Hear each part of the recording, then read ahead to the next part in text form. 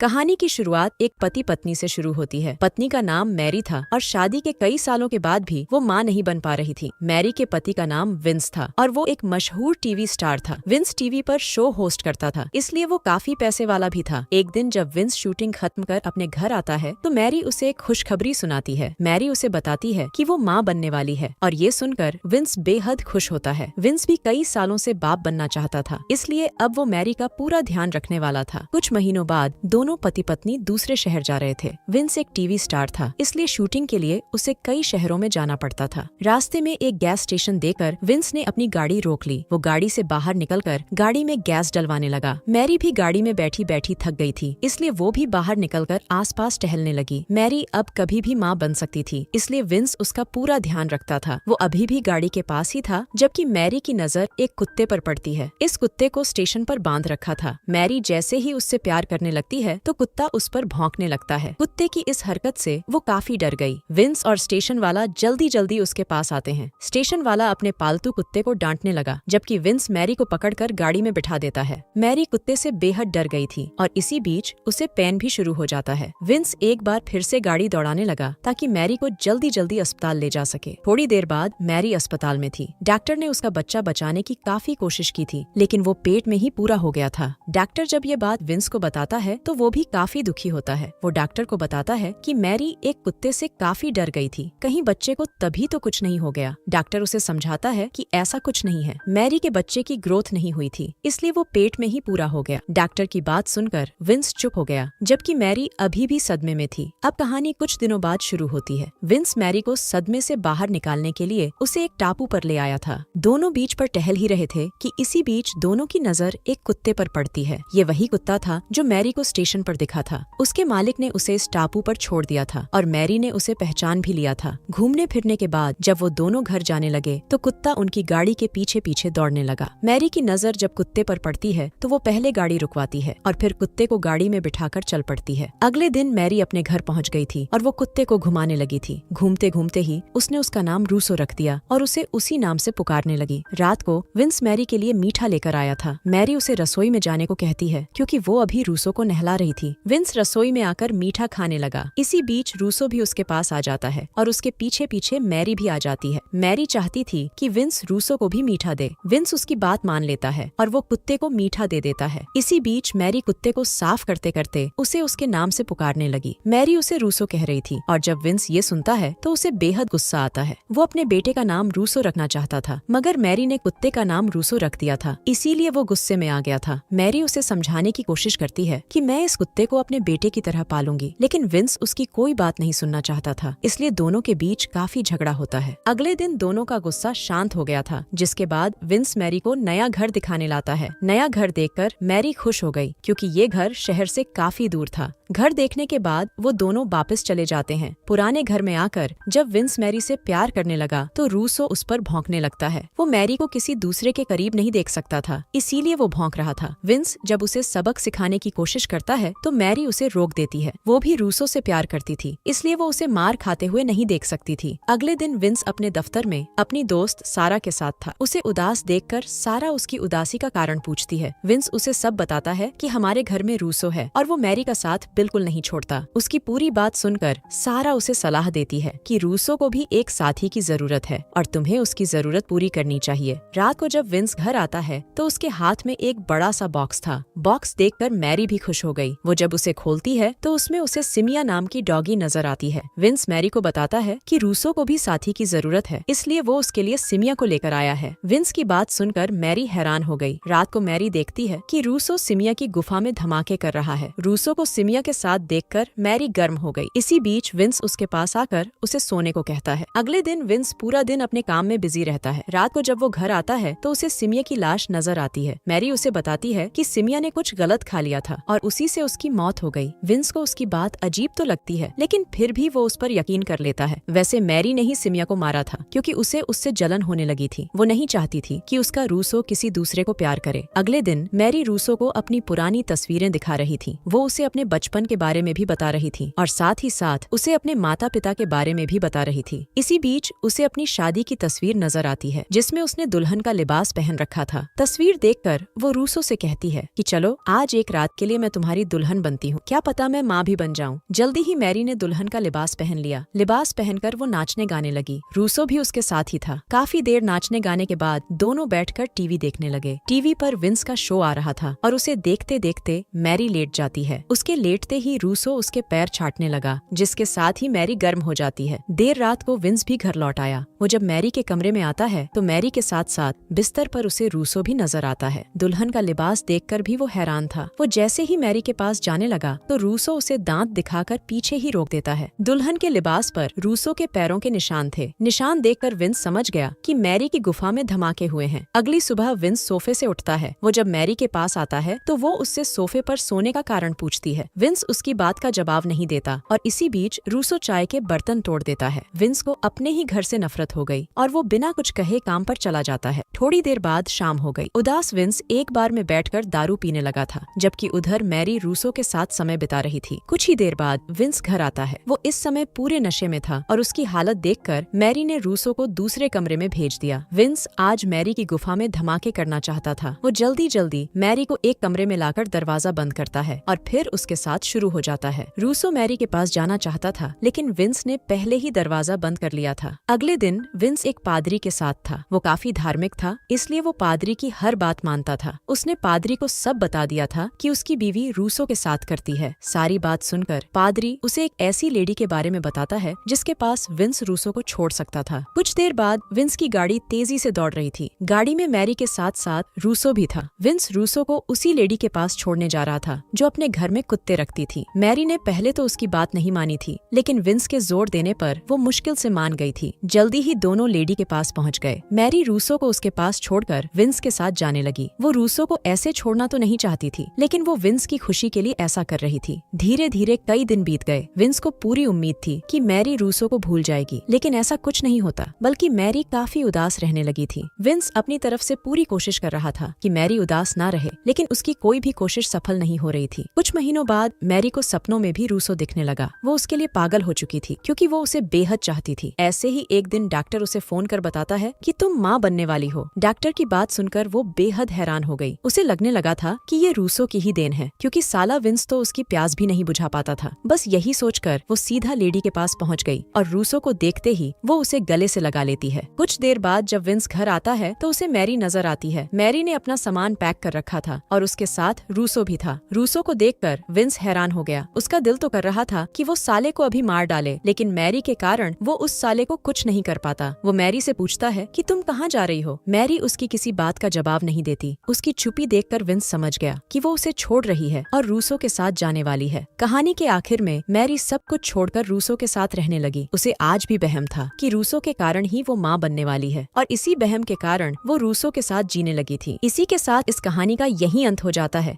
हमारी वीडियो देखने के लिए बहुत बहुत धन्यवाद। अगर आप ऐसी ही वीडियोस के दीवाने हैं तो प्लीज मेरे चैनल को जरूर सब्सक्राइब करें। मिलते हैं अगली वीडियो में, तब तक के लिए नमस्कार।